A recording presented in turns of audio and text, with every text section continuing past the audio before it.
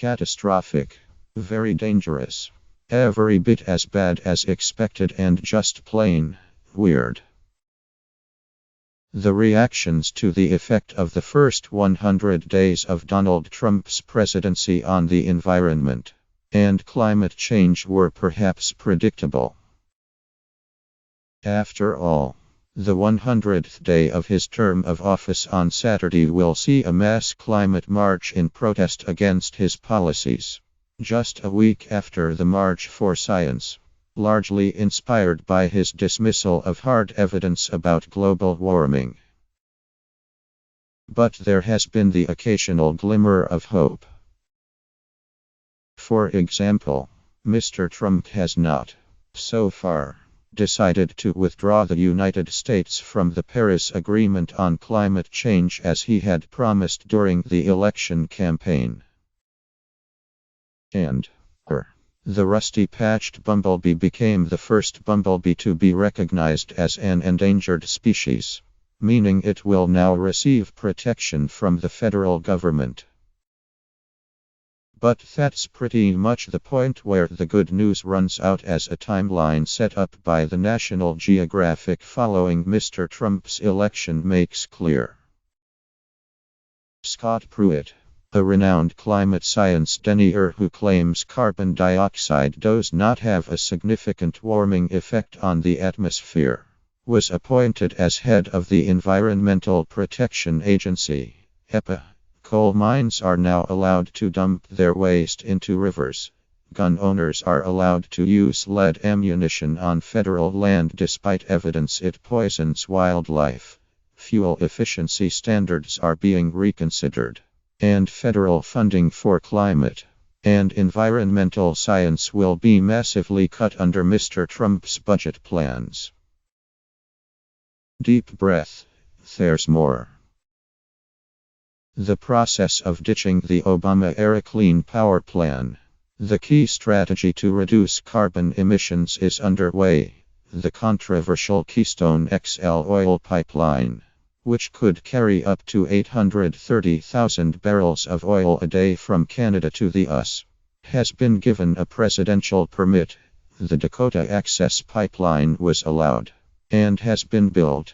Scientists have been told not to speak in public, and the word science has even been removed from the mission statement of the EPA's Office of Science and Technology. Melinda Pierce is legislative director of the Sierra Club, founded by Scots-born conservationist John Muir in 1892.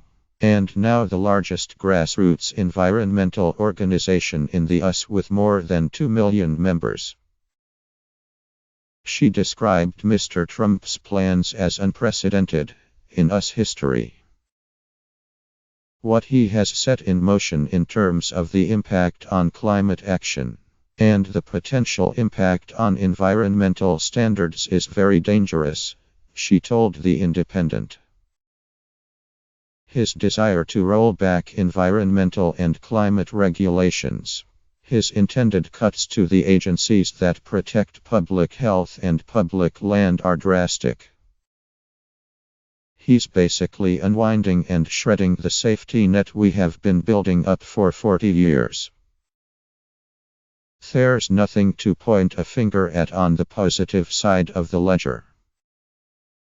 Other Republican presidents like Teddy Roosevelt, who created the US Forest Service and 5 national parks, and Richard Nixon, who presided over the creation of the EPA, the Clean Air Act and Clean Water Act, had been champions of the natural world, Ms. Pierce said. However, Mr. Trump's plans, the most extreme anti-environment agenda we have ever seen from any administration, would take time to implement. It remains to be seen how much President Trump and his administration can actually get accomplished. We are going to fight him every step of the way, Ms. Pierce said. The leading climate scientist, Professor Michael Mann, warned ahead of the US election that Mr. Trump was a threat to the planet. and asked what he made of Mr. Trump's time in office so far.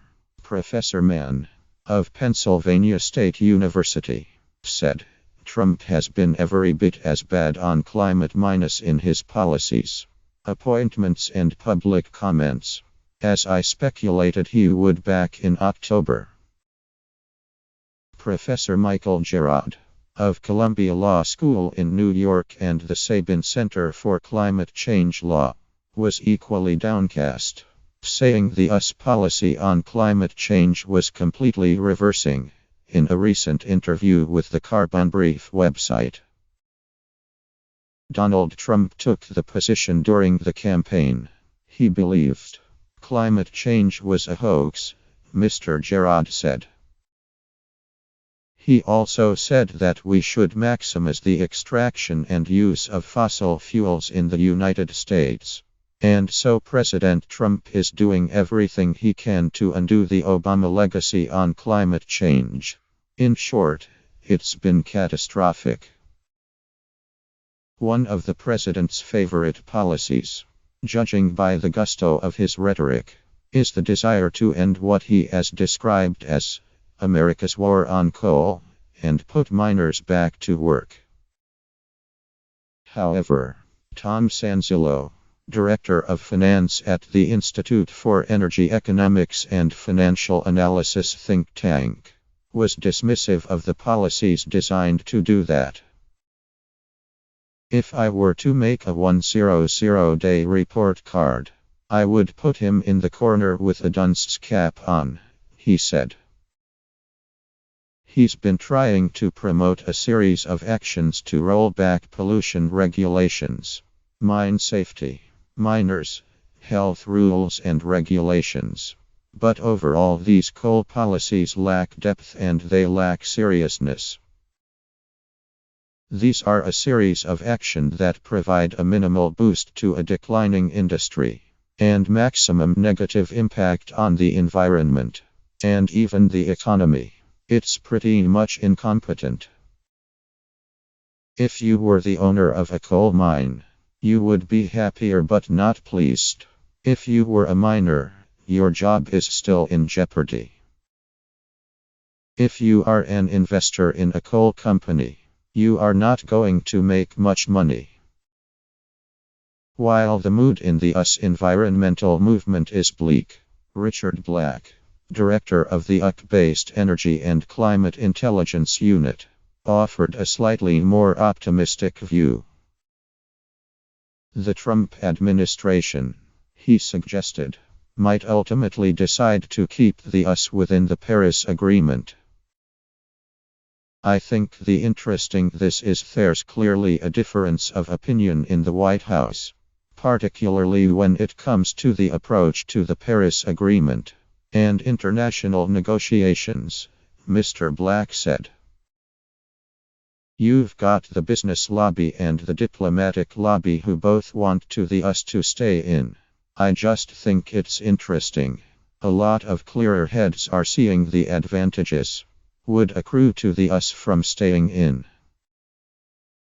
He suggested Trump administration officials in favor of staying within the Paris Agreement had three different reasons.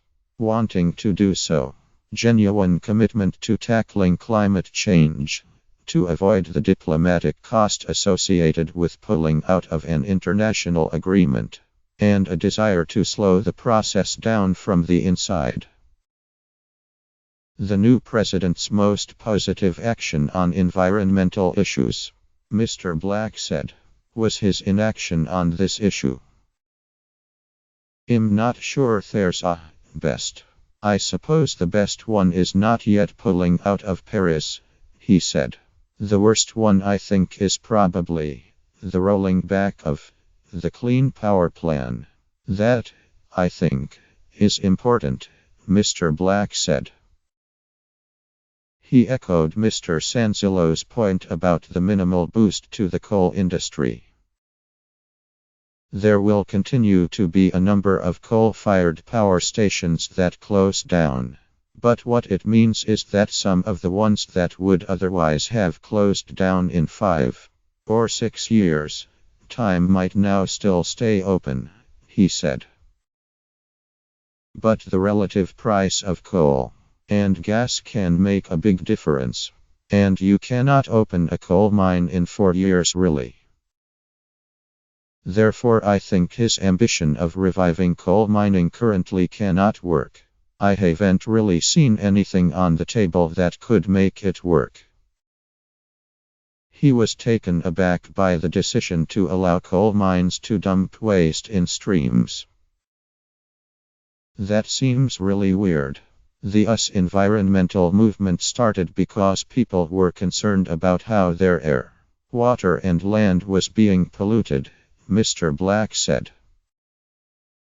Another positive was there had been not much to hinder the spread of renewables in the near term.